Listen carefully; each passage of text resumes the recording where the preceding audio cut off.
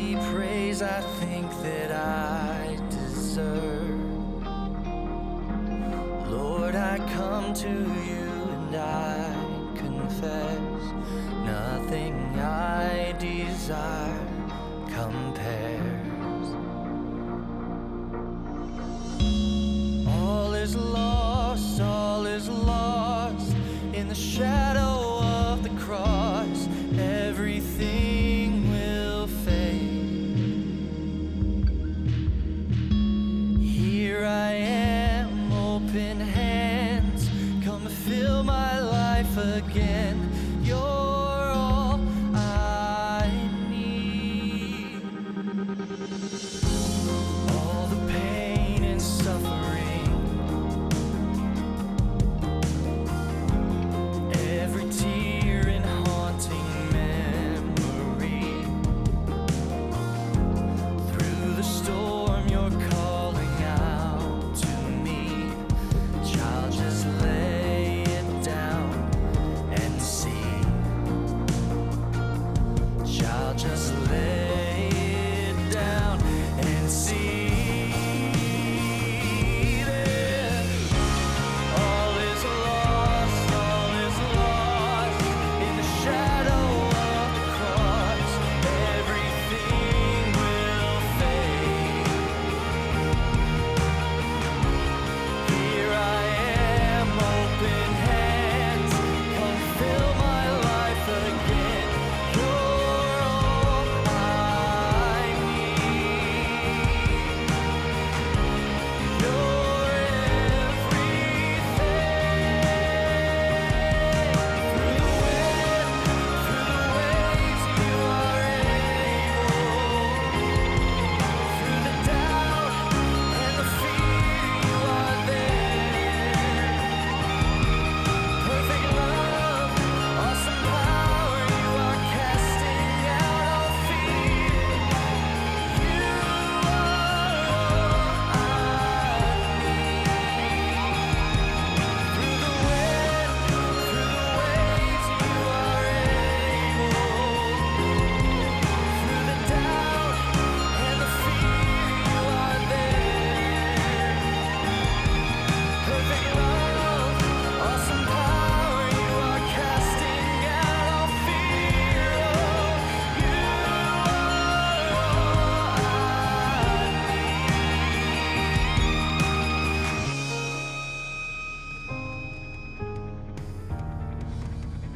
Even death has lost its sting.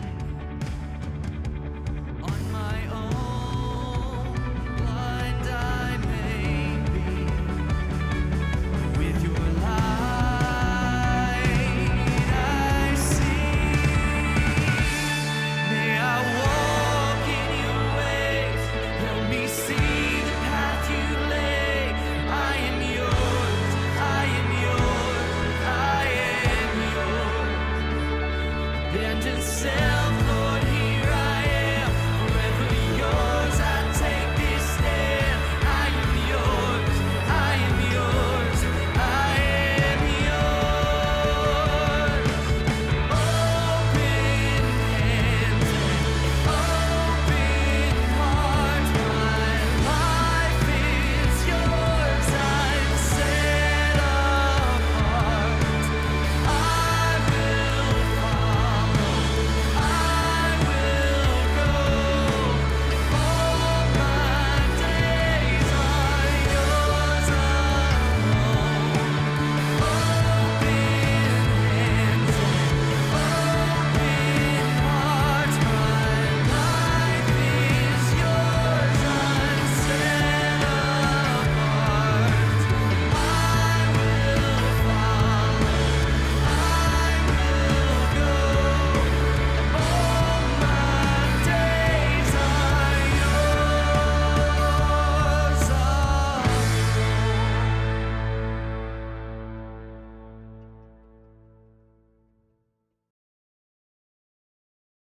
Welcome to Loving the World Online. Welcome to Loving the World Online. Welcome to Loving the World Online. Welcome to Loving the World Online. Welcome to Loving the World Online. Welcome to Loving the World Online. We're glad that you're here today. We have a service that maybe will take you someplace new in East Texas you've never been before. We start like we do every week with the scripture. We're starting in Psalm 114. It tells the story of the crossing of the Red Sea and the parting of the Jordan.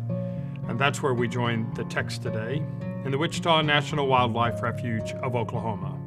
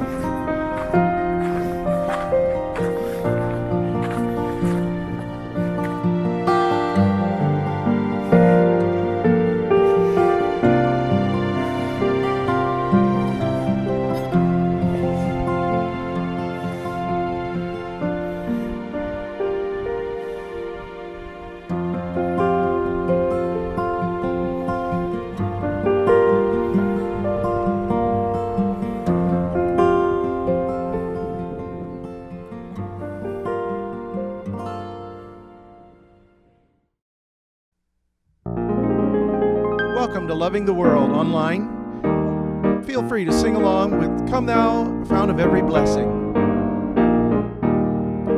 Come Thou, Fount of every blessing, tune my heart to sing Thy grace. Streams of mercy never ceasing, call for songs of loudest praise.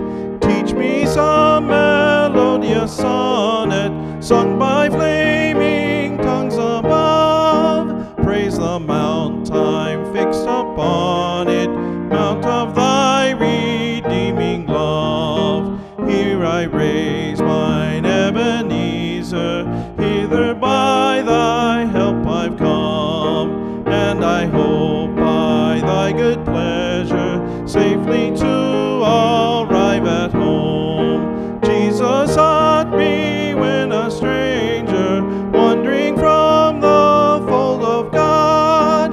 He to rescue me from danger interposed His precious blood. Oh, to grace how great a debtor daily I'm constrained to be. Let Thy grace, Lord, like a fetter, bind my wandering heart to Thee. Soon to wander, Lord,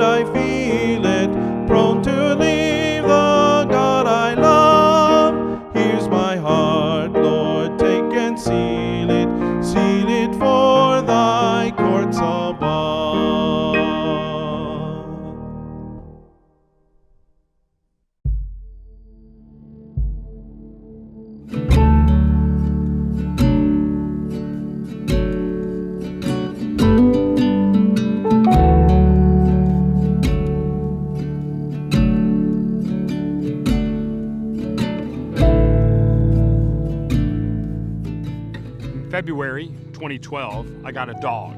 His name is Bear. There was a time that I hoped he might be like a ranch dog that jumps in the car and rides around town. I quickly knew this might be a problem. The first few times Bear rode in a car, he got carsick. I hoped it was the nerves of adoption day, but after multiple trips ended the same way, I knew Bear was going to be a homebody. But before that conclusion, Cindy and I set out on Saturday, April the 21st, about 6 weeks after getting our dogs, for a canine adventure. We headed towards Jacksonville and the Big Overlook, and then to Camp Ford, the Civil War POW camp. On the way, we decided to stop and read all the historical markers. We made lots of stops. We passed a sign that read, Keogh Monument. I put on the brakes, we turned around, and decided to track it down. The roads were poorly marked, and we were uncertain what we were even looking for. When we rolled up on a 25-foot rock obelisk, we knew we had arrived. We stepped out of the car asking, what do these rocks mean? It's the natural question to ask when you see such a monument in the middle of nowhere. We all piled out of the car. Bear was panting and looking bleary-eyed. He enjoyed the break, and I loved learning the history as I read the granite marker and the story of a frontier massacre. In 1838, just 2 years after the Texas independence, the Keogh family traveled from Alabama to Texas. They purchased land and started to hack a farm out of the East Texas forest. What they did not know was that the land was in the center of a controversy. Sam Houston had negotiated a treaty with the Cherokee tribe. He had lived with the tribe for 3 years and was very close to them, and some people said he was too close. The Cherokee agreed to boundaries and respect for each other with guarantees from the state to protect the Indian lands. The state legislature decided not to honor the agreement. The Indians felt betrayed. At the same time, some former Mexican officials were hoping to return Texas back to Mexico. So they decided to use the failed treaty as a way to agitate a war between the Texans and the Indians. The Keogh family got caught in between them. The family had cleared the ground, planted crops, and were tending the farm when they got word of an impending attack. They fled to Nacogdoches and then made a personal agreement with the Cherokee, who allowed them to return safely and harvest their crops and then leave the land permanently. The agitators wanted a fight instead. So in October, right as the Keoghs were in the last days of harvest, a group of the disgruntled, dressed up like Indians, staged an attack on the Keogh family. They killed some, kidnapped and sold others, and allowed a few to escape so they could tell of the horrors and help spark the uprising. There was no uprising, but the army did come and force the Cherokee out of Texas. So what do the rocks mean? The powerful get to tell the story, and so it's a memorial to the people killed without a mention of the Indians driven off their own land. When you see a pile of rocks in the middle of nowhere, you're supposed to ask, what do these rocks mean? About 3,500 years ago, if you were walking in the Jordan Valley, you would come across just such a monument. A group of 12 large rocks north of Jericho on a rise just off the main road. And if you had asked what they meant, you would learn the story told in Joshua chapter 3 and 4. It's a miracle story that helps reveal the pattern of miracles in the Bible. It starts with a crisis that leads to growing faith and then culminates in a miraculous event, which ushers in a time of fading memory that leads to a new crisis of faith.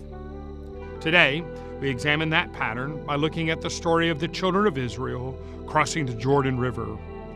The story begins with Israel facing 3 huge obstacles. Moses, their leader, for 40 years is gone. Jericho, a massive town with fortified walls, stands as the guarding sentinel to the Promised Land, and a raging river overflowing its banks stands in their way. The Hebrews are afraid of the people of Jericho, uncertain of their leader, and dumbfounded by the power of the rushing water. This is the crisis. For 40 years, they have waited and prepared for this moment. Slowly, the whole group has been renewed. They've heard the old stories of how God acted to liberate them from Egypt, and now they're looking to God to do it again. For 3 days, they wait on the edge of the Jordan, watching the water roll and tumble. They've pictured themselves in that water, drowning. Already, people have decided not to cross the Jordan. Maybe the nomadic life of the arid lands was not so bad. Maybe they could settle for the land east of the Jordan. They were in need of a miracle because they were about to settle for much less than God intended.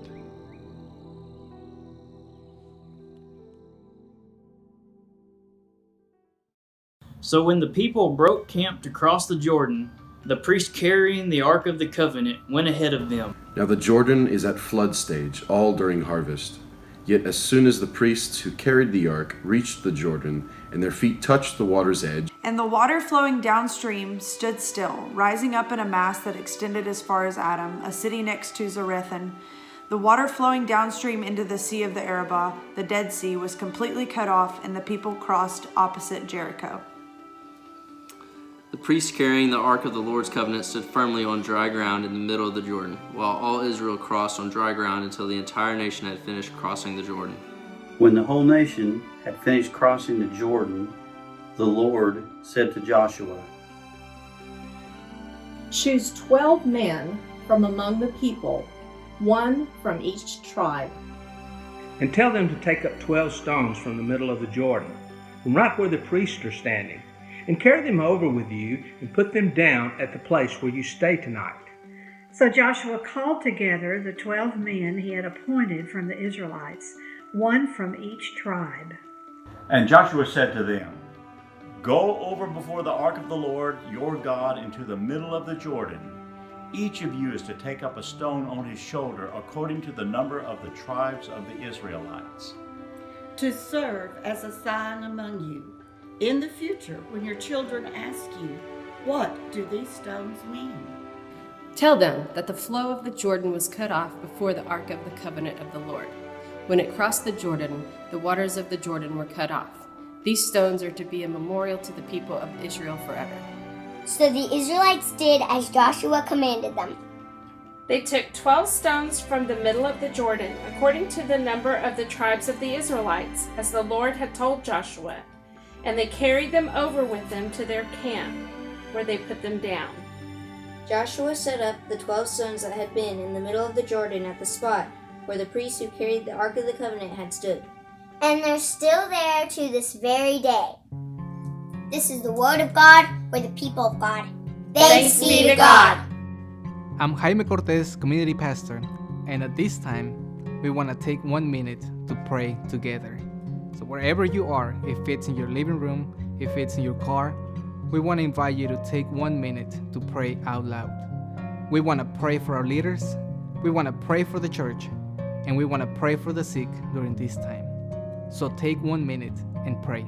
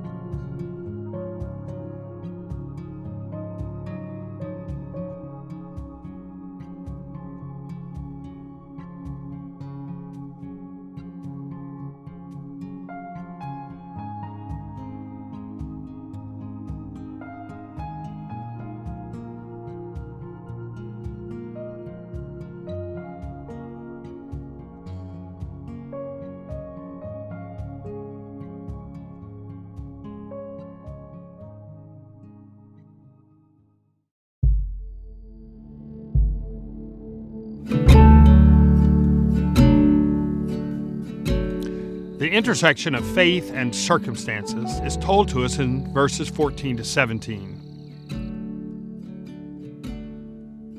The Bible has ways to tell you what was important in a story.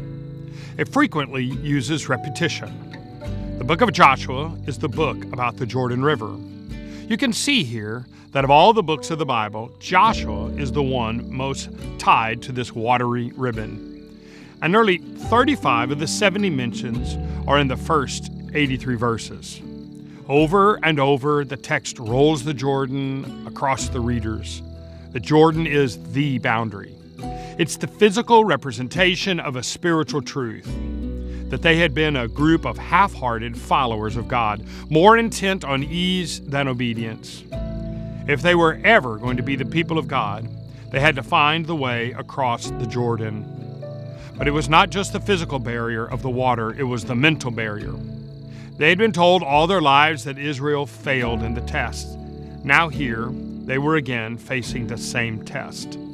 The crisis of the Jordan would either lead to growing faith and the promised land, or declining faith and departure from God. It's funny, the word we translate Jordan, as if it's a proper noun, is really a descriptive word. It means descender, the one going down, the one falling away, because this river starts high on the slopes of Mount Hermon and then tumbles down over 100 miles to dump into the Dead Sea. It moves swiftly as it falls from on high.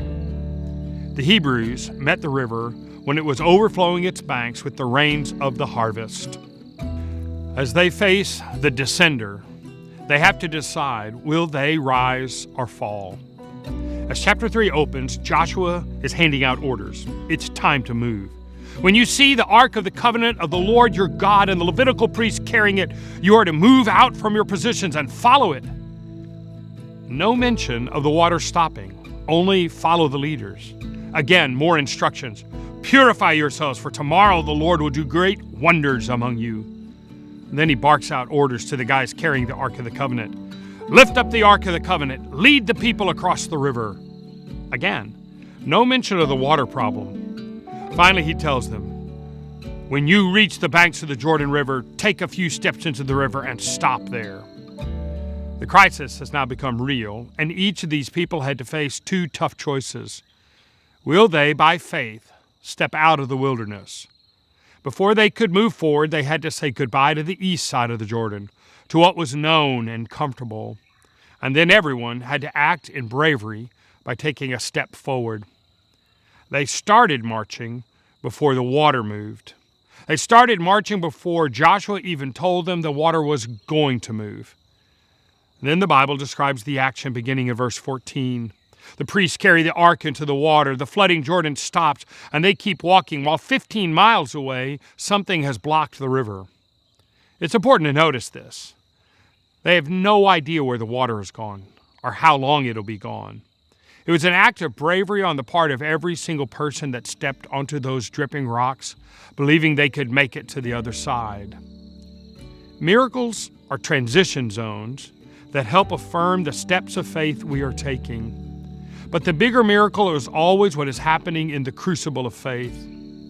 That's why miracles do not always take the shape of healing, divine intervention, or hitting the jackpot. That's why sometimes the dam breaks and the floodwaters rise and the cancer returns. Miracles are just a pathway of faith. They themselves are not the faith. We've seen too many TV preachers. We've seen too many shallow promises. We've been trained to look for the temporary and ephemeral miracles and miss the substantial miracles of changed hearts and minds. I know I sometimes wonder why the world is not easier, why there's illness and disease, why there are natural disasters, why are there birth defects and suffering. I know I want a world where the waters part more often, but none of that would build my faith. What builds my faith is trusting God and stepping into the turbulent waters. Sometimes my feet get tangled and I fall, and sometimes the footing is better than I expect and I can manage the crossing, and sometimes the water fades away. The real battle is what's going on inside of me. 10 years ago, we went to Zion National Park to hike a trail called the Narrows. It's a fantastic trail up a narrow slot canyon. You hike through the water, wading and swimming. The one problem with the trail is that it is prone to flash floods, and as a hiker, you cannot see the faraway storms that produce the mountain of water that comes down the canyon. We watched the safety videos. We prepared with great equipment, and I brought rope and a chalk. It's a simple device, a nut with a metal cable threaded through it forming a loop. And then, if you're in a crisis situation, you take the nut and jam it into a crack. And then you tie everyone to the metal loop so they won't get swept away by the water. I remember the fear in me and the power that a simple, secure handhold made me feel. Miracles can take lots of forms and give you tremendous power to face difficulties.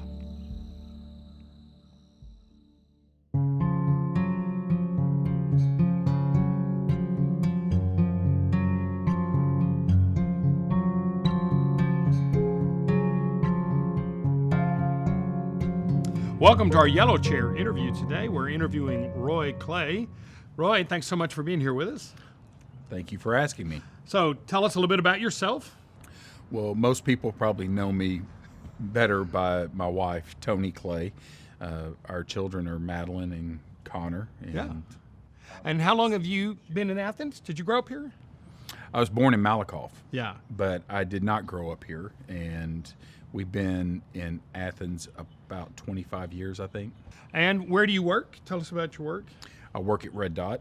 Yeah. And tell me how you were kind of asking people how things are going during the coronavirus thing. So how's Red Dot doing? Red Dot's kind of a unique situation. They're considered an essential industry. Right. So we were allowed to continue to work, although Red Dot allowed people to work from home if they felt they felt more comfortable about it. I didn't. I stayed in the office. We've done well. We had a really good sales month in March, which gave us a good backlog, and we're still doing pretty solid on sales, and work is producing. When lots of things are shutting down, why has building, I've heard this from a lot of people in the building trade, like they've been just going great guns. Why do you think that is? I think part of it might be that there were already funds allocated for certain projects. Maybe out in the future there might be a little slowdown. There may be a lag, but then the economy may pick up by then. Oh, that's good. And it might just be that it just laps over the lull. I asked you here today because in the story that we're reading in the Bible, there's this moment that Joshua and the children of Israel take these stones and they build something with it.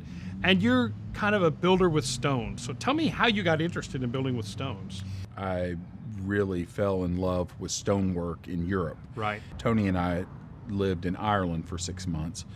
And I just fell in love with dry stack stonework. Dry stack stonework. What is that, and how does that compare to other kind of stonework?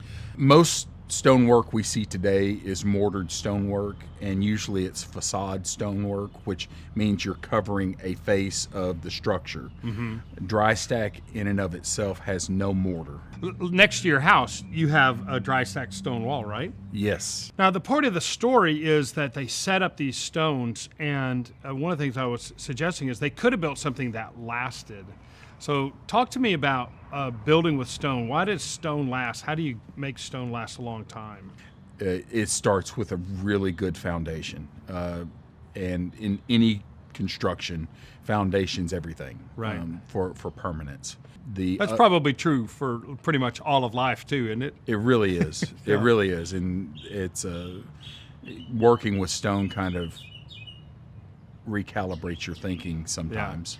Yeah, in fact, building with stone and its permanence, you told me a quote that you had read. Let us not build for present delight, but let us build something that lasts for an age, and that our children will say they built this for us.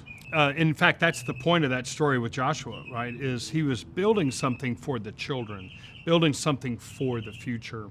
So you and I both had this experience. We went to Ireland at different times, but we went to the same place. Tell us about that place. For me, as a stone worker, right, the Oratory of Galrus is my mecca. It's the place. It was very special.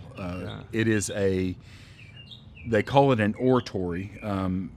It is considered an early construction of a church with stone. Yeah. There were earlier churches with wood, right, but wood has no permanence because of rot. But this one was built, they believe, sometime between the 6th and the 7th century. Yeah. It's dry stack. It's about 16 foot by 10 foot on the inside, but it is all dry stack stonework, and it is unchanged. It has not been reset or anything since the 6th or 7th century. I remember going inside of it, and it was dry inside. It is a double-walled system where the structure on the inside maintains the structure on the outside. So even though it's 16 by 10 on the inside, it's huge on the outside. It's more like 24 foot by 35 feet.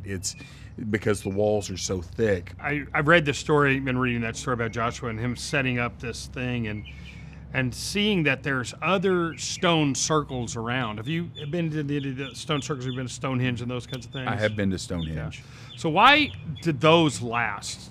When you're talking about monolithic construction like Stonehenge, it's just the size of them. And a body at rest tends to stay at rest. Yeah. And you have such massive weight as long as the foundation's good. And even Stonehenge, you see that stones have fallen. Oh, right. Because of what they're laying on more than any sort of human pressure. Right. So you keep coming back. We keep coming back to that. The foundation that you lay and the future that you have in store for it really makes a difference. You know, when I was reading the passage, the very first thing I thought of was they built a cairn. And if you ever go to a Jewish cemetery, you'll see stacks of stones on the headstones, and it's a sense of remembrance of that person, or in some cases it's I've been here. What is left in that area is the shape of the camp that they built, which is the shape of a footprint. It's really unusual in the ancient world. So it's something about ownership. It's about we're here and we're here to stay. You and I have talked before about old prehistoric stone structures. Right. And a lot of times they're set up with the summer solstice or the spring equinox, the vernal equinox. Right. And it's interesting that they use stone, which takes a huge amount of effort, but they always line it up with nature. It fits where it belongs. Well, that's it. That's what we wanted. Thanks so much for coming and talking to us today. Blessings on your work. Keep building buildings. Thank you. It's good to be here.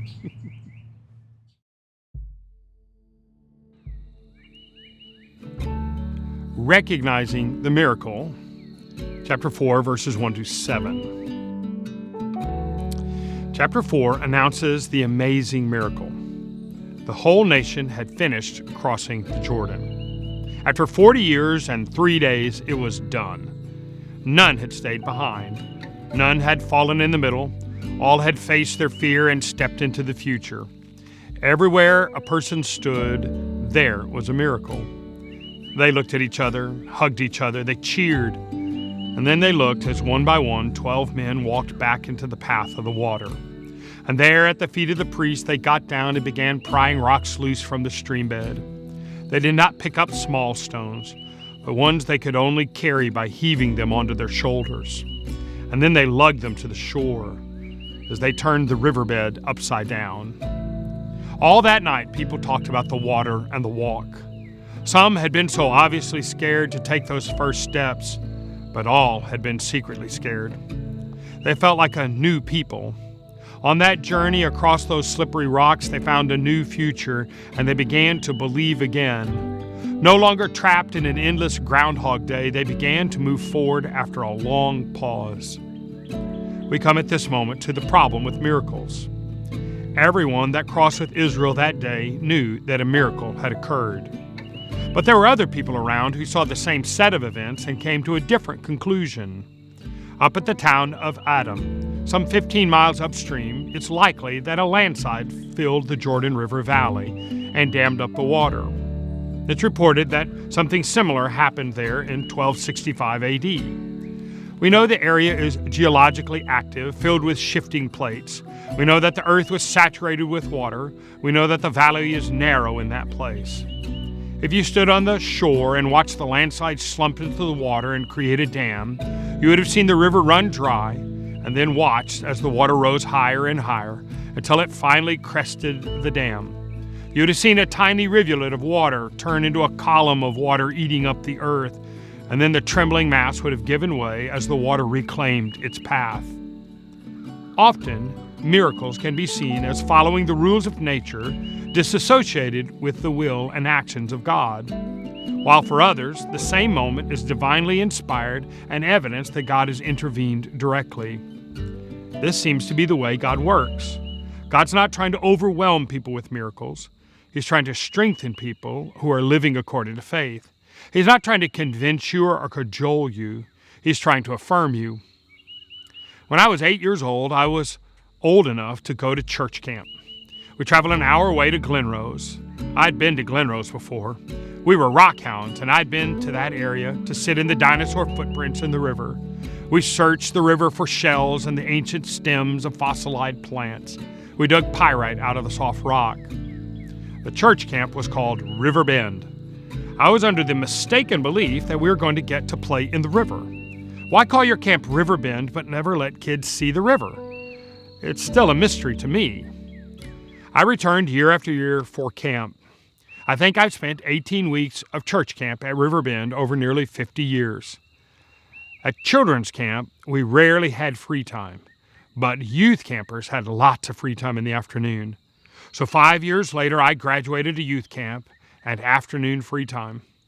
It didn't take me long to color outside the lines. I was itching to see the river of River Bend. Me and my buddies walked behind the staff cabins and over the high bluff looking into the valley. Far below, we caught our first glimpse of the river. We did not wait long until we were sliding and climbing down the steep wall to get to the water. We knew we'd be in all kinds of trouble if we were caught, but it did not look like anyone had noticed us.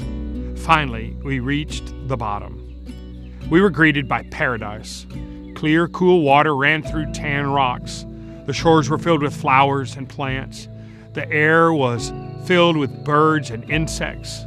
We found snakes slithering and crawfish shuffling away in the puffs of silt. The bottom was bright green with algae on top of a hard, flat rock bottom. It was as if you had poured concrete, but entirely natural. We played in the water, we built dams and made puddles in the pools, and we jumped in and out of the water. Day after day, we returned to this natural playground. Year after year, I returned to youth camp, and always the water called to me, and I found my way back to that water. As we grew older, we walked further and further up the waterway. And one day, we walked the other way and discovered that we'd never been to the Brazos at all, but always been in a small tributary creek. We did not know if it even had a name. It was just ours. Eventually, we made it about 3/4 of a mile away to the low water crossing. We had seen it when the early summer rains had made it too treacherous to cross in our cars. That gave us a little pause. I would not want to be in the creek when a flash flood came. I would say my faith was formed in that creek. I searched for fossils while grappling with Bible studies, trying to forge a balance between science and faith. I found one of my lifelong friends, college roommate, and best man in my wedding, down in that creek. I wrestled with God and my purpose and the meaning of life at camp, and mostly in that water. I went into the water alone and came out of camp surrounded by life and love and grace, and it is the place of miraculous transformation in my life.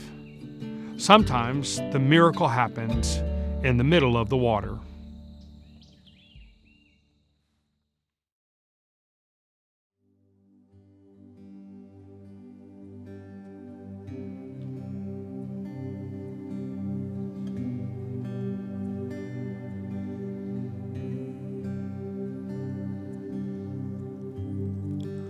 Worthy of every song we could ever sing, worthy of all the praise we could ever bring, worthy of every breath we could ever breathe. We live for you.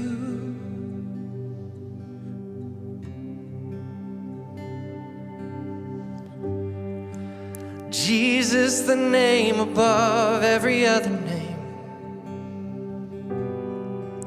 Jesus, the only one who could ever save. Worthy of every breath we could ever breathe. We live for you.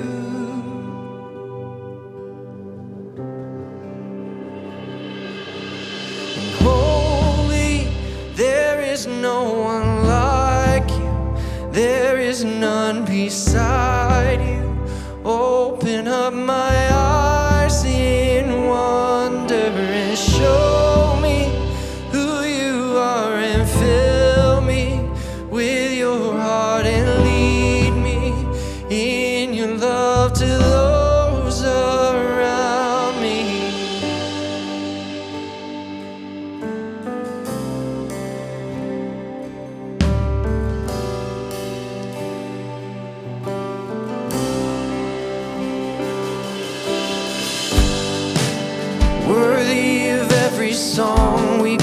sing. Worthy of all the praise we could ever bring. Worthy of every breath we could ever breathe. We live for you, Jesus. Jesus, the name above every other name. Jesus, the only one who could ever save. Yeah. Worthy of every breath we could ever breathe. We live for you. Oh, we live for you. Holy, there is no one like you. There is none beside you. Open up my eyes in wonder and show me who you are, and fill me with your heart and lead me in your love to those around me. Oh, holy, there is no one like you. There is none beside you. Open up my eyes in wonder and show me who you are, and fill me with your heart and lead me in your love to those around me.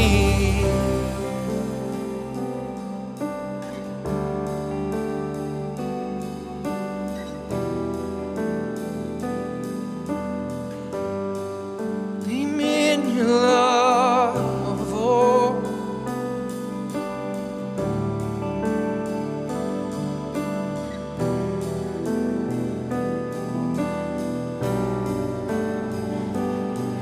And I will build my life upon your love.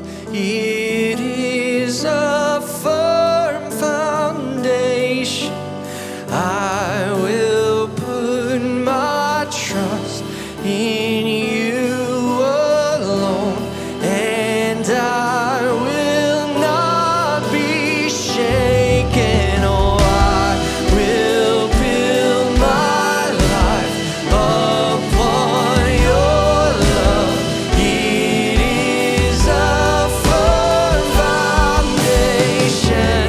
I will put my trust in you alone, and I will not be shaken. Holy, there is no one like you. There is none beside you. Open up my eyes in wonder and show me who you are, and fill me with your heart and lead me in your love to those around. Holy, holy, there is no one like you. There is none beside you. Open up my eyes in wonder and show me who you are, and fill me with your heart and lead me in your love to those. I will build, and I will build my life upon your love. It is a firm foundation. I will put my trust in you alone, and I will not be shaken. Oh, I will build my life upon your love. It is a firm foundation. I will put my trust in you alone, and I will not be shaken.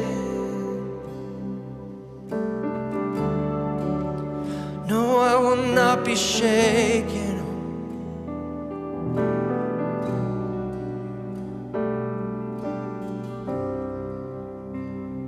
I'm standing firm in your love, building my life on your love.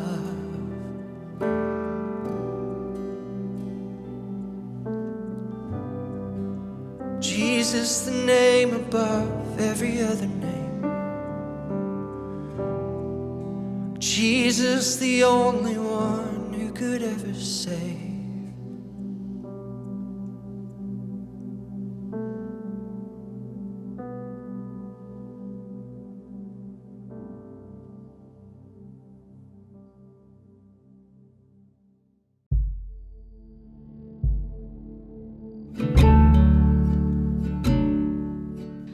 Memory fades. I've gotten to do what few people get to do. I've gotten to go to church camp for nearly 50 years. I've only missed 2 different summers since I first went as a 3rd grader. Now, many people would not think of this as a privilege, but I do, because each year I get to reconnect with my spiritual roots. I get to think of the rhythms of faith and life and remember those choices I made so many years ago. In chapter 4, verse 9, it says that Joshua set up the 12 stones. He set them up as a memorial, as a testimony, as a tower. He set them up so everyone could see, and every time they saw them, remember that amazing day. They could remember what it felt like to walk in a channel filled with raging water. They could remember the giddy joy of seeing the water flow away. They could remember seeing the wall of water rush back in as the priest stepped out of the way.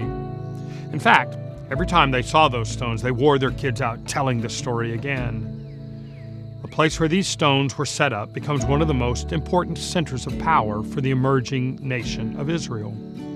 In the next chapter, it's given a name, Gilgal. The word means to roll, which then comes to mean circle. It's likely that the 12 stones were placed in a circle instead of a tower. They were placed in a Gilgal, and they gave the place its name. Verse 9 concludes, and they are there to this day. The memorial was intended to stay from then on. Unfortunately, the Gilgal circle of stones is gone. Somehow it was forgotten and abandoned, and eventually the stones were scattered. We have stone monuments from that time, and from times even older. New Grange in Ireland is older. The pyramids are older. Stonehenge is older. And just 75 miles away, a stone circle, hundreds of years older, still stands. The outer circle is the length of 2 football fields and stands 6 feet tall and 10 feet wide. The middle circle rises to 10 feet. In Arabic, it's called Rum el-Hiri, stone heap of the wild cat. And in Hebrew, it's called Gilgal Raphim, or the wheel of the Spirit.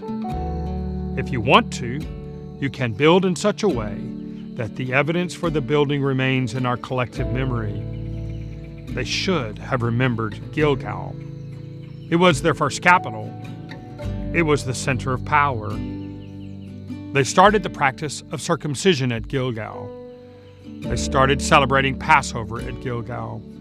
It was their base camp for invading the land, like the Normandy beaches. They held what amounted to their supreme court there. It was the place of the ceremonial coronation throne. It's where Saul both gained and lost his kingdom, and where David became king. It was the prophetic center of the ministry of Elijah and Elisha. They should have remembered Gilgal. But by the time of the prophet, it was condemned as a place of false worship. They should have remembered what God did at Gilgal. This is where we confront the second problem with miracles. Memory fades.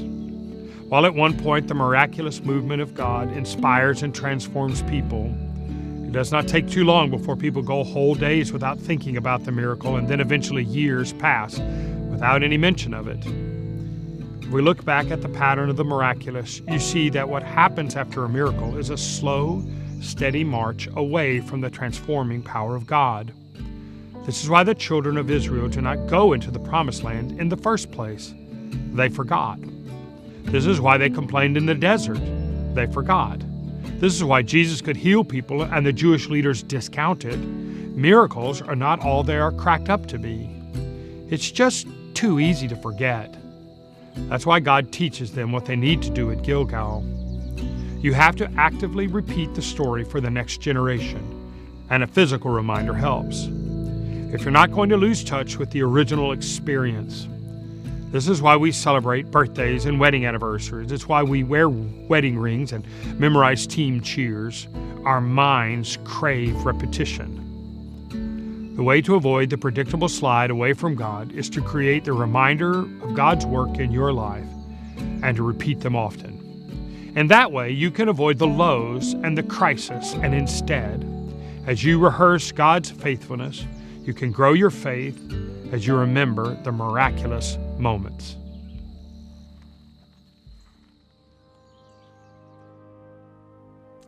At this time, we're going to say the Lord's Prayer together. As a family, out loud, I invite you to join with me as we pray the prayer that Jesus taught us to pray. Our Father, who art in heaven, hallowed be thy name. Thy kingdom come, thy will be done, on earth as it is in heaven. Give us this day our daily bread, and forgive our debts as we forgive our debtors. And lead us not into temptation, but deliver us from evil. For thine is the kingdom, and the power, and the glory forever. Amen.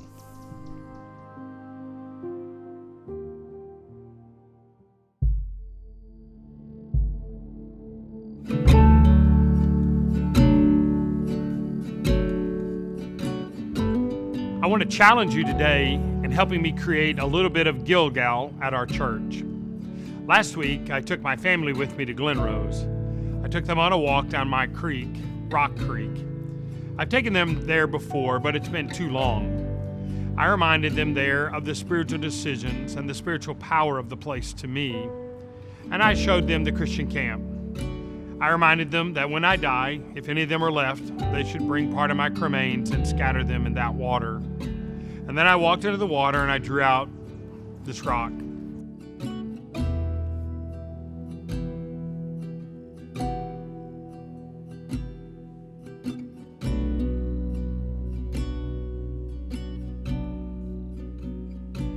And I brought it back to our church and into the courtyard, just by the door to the Global Cafe. I remembered a set of stones that had been placed there a few years ago. And so I'm adding my rock to that area. And in the future, when people see the rocks, I hope they'll ask, what do these rocks mean? And someone will tell them, God brought people across on dry ground. God worked miracles in people's lives. I invite you to find a rock. Make it special. Make it meaningful. Don't hurry. Take some time and write your spiritual biography and share it with your family. And after you do that, come and bring your rock and add it to the pile. And then whenever you come in and out of that door, you can look at the rocks and your family and give the answer they gave in chapter 4, verse 24. The hand of the Lord is powerful.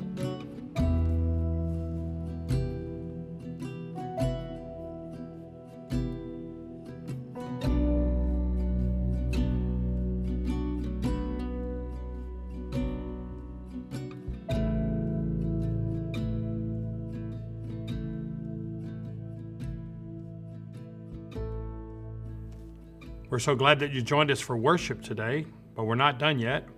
Click the fantastic Next Steps link at the website. You can go see research about today's sermon. You can go to family activities and play the matching game. You can go to online giving. We want to encourage you and thank you so much for the way you've been supporting our church during this time period. We hope that you're engaging with us in the surveys. You can go to the COVID-19 page on our website and see what's happened over the last couple of weeks of surveys and take the survey again today. As we're trying to formulate our plan for opening up, we sure need your input. And now wherever you are, why don't you stand up? Let's say our motto together. Love God, live like Jesus, serve others. Let's go.